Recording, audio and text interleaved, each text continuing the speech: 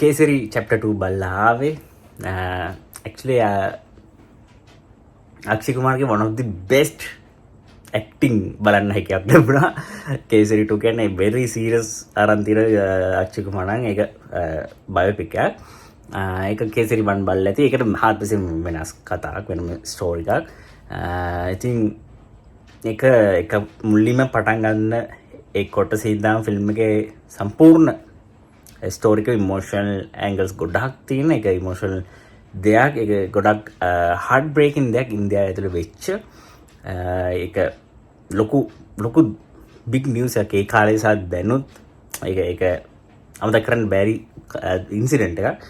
ඉතින් ඒක සම්බන්ධව තමයි කතාව යන්නේ අන්ටෝල්ඩ් ස්ටෝරි එකක්. ඉතින් ඒ ලෝහේ කැරක්ටර් එකේ බය නැතිකම එයා නම්බර් 1 කියන එකේ ඇටිටියුඩ් එක එයා මොලින් කොහොමද ඒ අනිත් කටේ පරද්දන්නේ ඒක නෙක්ස්ට් ලෙවල් විදිහට පෙන්නලා තිනවා. ඩිරෙක්ෂන් උත් මාරණ නියමයි, ස්ටෝරි එක සැහෙන නියමයි. අන්තිම විනාඩි කියන්නේ ක්ලයිමැක්ස් එක මම හිතන තිබ්බම 15 minutes 10 minutes 15 minutes කියලා දෙනවා. පට්ටම සීන් එකක් කියන්නේ. ඒ කියන්නේ මුල් ඒ කියන්නේ කිසිම අවුලක් මම දැක්කේ නැත්තර ඉන්ටර්වෙන්ෂන් එක වෙනකම්ම very curiosity එකක් එක්ක හරි දැන් මේ ගැම්මින් යනවා මේක කේස් එක ඉවර වෙයි අවුලක් නැහැ කියනවා. ඊට ටිකක් ලොකු ට්විස්ට් එකක් එනවා. ඒ ට්විස්ට් එක වෙනම ට්විස්ට් එකක්. ඒක හරිම ෆන්.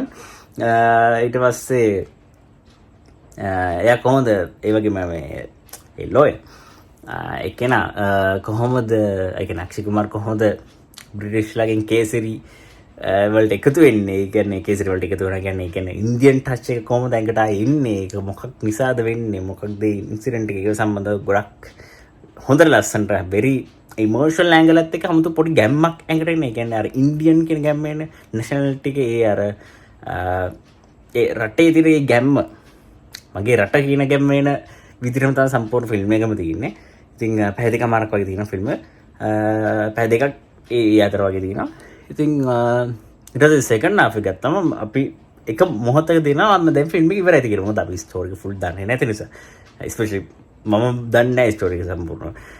ඉතින් ඉවරයි කියලා හරිද? ඊට පස්සේ නෑ ඒක බෑක් ඔන් ගේම්. එතරම් හිතන්න අපි ඉවරයි කියලා. ඊට පස්සේ හිතා ගන්න බැරි ක්ලයිමැක්ස් එකක් එන්නේ.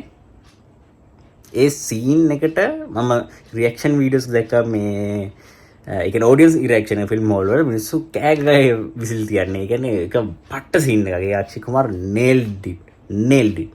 කියන්නේ අක්ෂය කුමාර්ගේ බෙස්ට් ඇක්ටිං මම දැක්කා. අතර මේ අජනබී වගේ ෆිල්ම් වලින් පස්සේ එයා ලිෆ්ට් වගේ ෆිල්ම් වලින් පස්සේ රුස්තම් වගේ ෆිල්ම් වලින් පස්සේ දැක්ක සුපිරිම ඇක්ටිං වලින් very serious character ඒක වෙනම එයා සෑහෙන මහන්සියලා කියලා පේනවා. ඒ කියන්නේ කැරක්ටර් එකට බැහැලා තියෙන එක ගොඩක් පේනවා ඒක.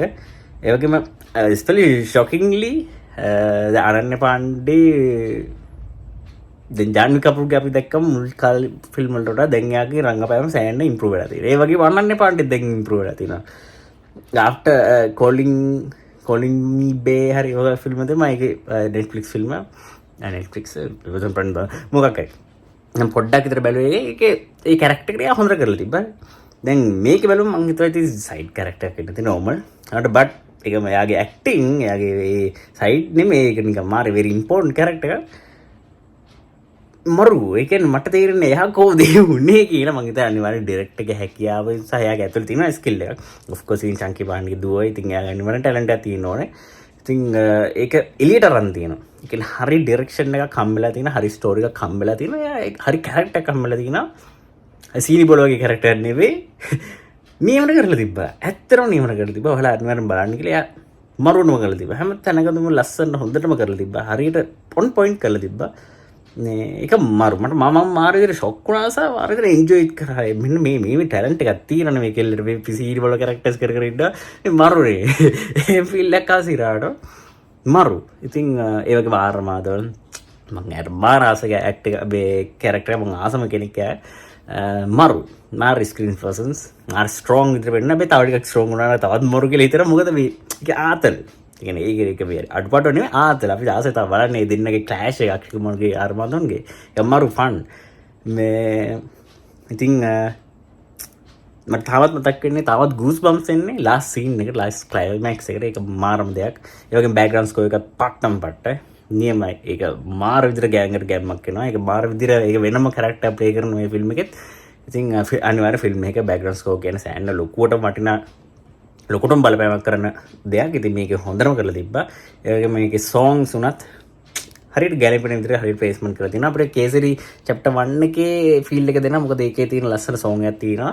ඒක මේකටත් ඉන්ක්ලූඩ් කරලා තියෙනවා. ඒකට අපිට අර නොස්ටැල්ජික් ෆීලිං එකක් එනවා.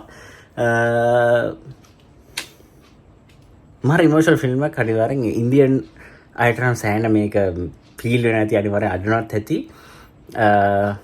මම ලාංකිකයෙක් වෙලා මම එයාලගේ ගොඩක් හින්දි ෆිල්ම් වලට තාස එයාලා මේ දේශභක්ත කියන එකෙන් එයාලගේ රටේ තියෙන ඒ ගැම්ම ඒ කියන එක එයාලා සෑහෙන ෆිල්ම් වලින් පෙන්නන එක අර හරි කික් එකක් දෙනවා. මාර කික් එකක් දෙනවා. අපිත් නිකන් ඉන්දියන් වගේ ෆීල් එකක් දෙනවා.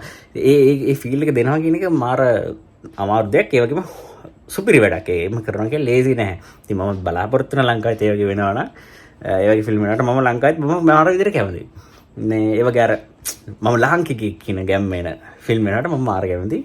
දවසක මගේ හෝප් එක තියාගෙන ඉන්න. මම තාමත් බලමු. ඉන්දියන් ෆිල්ම්ස් වලින් නම් මට ඒක සෑහෙන එනවා. ඉතින් මම ඒ වගේ ෆිල්ම්ස් වලට මාරම ආසයි. ඉතින් මම මේකට 9 දෙනවා මම මේ ෆිල්ම් එකට. හේතුව පොඩ්ඩක් මට සමහර ඒ කියන්නේ ඉන්ටර්වල් එකට කලින් චුට්ටක් විතර නිකන් පොඩි එකපාරට ඩ්‍රොප් එකක් ආවේ දැනුණා. ඒ කියන්නේ පොඩක් කික් අර එක දිගට කික් එකම තමයි පැය දෙකයි ගානම තියෙන්නේ. ඉතින් අර ඇතර මේ වගේ පොයින්ට්ස් වලදී සම් පොයින්ට් පොඩ්ඩක් විතර ඩ්‍රොප් වෙච්ච තැන තියෙන. ඒ කියන්නේ සමහරට අර ඒ සීන් එක දාන්න වෙනවා කියන ඒ සීන්ස් නිසා වෙන්න පුළුවන්. ඒ දේ වෙන්නේ නැත්තේ. ඒ හැරෙන්න ඒ ෆිල්ම් එක කිසිම අඩුපාඩුවක් මම දැක්කේ නැද්දර. මම හරියට එන්ජොයි කරා. මම හොඳට එන්ජොයි කරා. ඒ තියේටර් ෆිල්ම් එකක්. අපිට OTT බලන්න පුළුවන්. බට් තියේටර් එකේ ස්කෝර් එකත් එක්ක බෑග්ග්‍රවුන්ඩ් ස්කෝර් එකත් එක්ක ඉමෝෂනල් කියන පොයින්ට් එක ඒ තැනදී වෙන ඉන්සිඩන්ට් එක දකින්න එක අක්ෂය කුමාරගේ පර්ෆෝමන්ස් දකින්න එක බැලිය යුත්තේ තියේටර් එකේම තමයි. ඒ ෆීල් එක වෙනම ෆීල් එකක්. ඒක මට හිතාගන්න බෑ මේ ඒක ඔයාලා සමහරට ක්ලිප් එකක් හරි සමහරට ඔය දැන් වයිරල් යනවා ක්ලිප්ස් රෙකෝඩ් කරලා දාන එක වැරදි.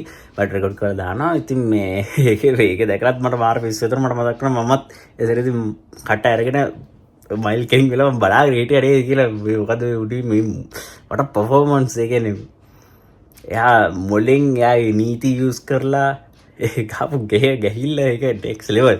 ඒක කරන්න පුළුවන්. ඒ කියන්නේ මේක ඇත්ත කතාවක් නෙමෙයි. මේක බොරු කතාවක් නෙමෙයි. මේක ඇත්ත කතාවක්. ඉතින් ඒක ලේසි වැඩක් නෙමෙයි. ඒක අනිවාර්යෙන් පොඩක් හැම කරලා ඇති ෆිල්ම් එකක් නිසා. ඒ වුණාට ඒක මාරම සීන් එකක්. ඒක නියමයි. ඉතින් අනිවාර්යෙන් ගිහලා බලන්න කේසරි 2.